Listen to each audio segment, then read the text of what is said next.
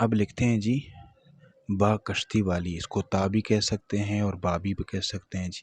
یہ تلوار والی بات تھی جو کہ 9 قط یا 11 قط، کبھی 13 قط تک بھی چلی جاتی۔ قط کہتے ہیں قلم کی اس چوڑائی کو جی۔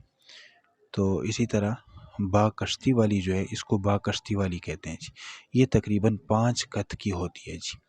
دیکھیں جی کشتی والی با کیسے لکھیں گے جی۔ اس کا جو یہ کنارہ ہے تھوڑا سا ترچھا ہوتا ہے، یہ بالکل سیدھا ہوتا ہے جی۔ اس کے لکھنے کا طریقہ یوں ہے کہ یوں قلم رکھ لیں گے اور یوں لے آئیں گے اور پھر یہاں قلم کو تھوڑا پیر کر یوں اوپر لے جائیں گے جی۔ اس کو کہتے ہیں با کشتی والی۔ اور اس کے نقطے لکھنے کا طریقہ یہ ہے کہ یہ ایک نقطہ، پھر دوسرے نقطے کے لیے قلم یوں رکھ لیں گے جی، اور یہ دوسرا نقطہ جی۔ اس کو کہتے ہیں با کشتی والی۔ یہ تقریباً 5 قط کی ہوتی ہے جی۔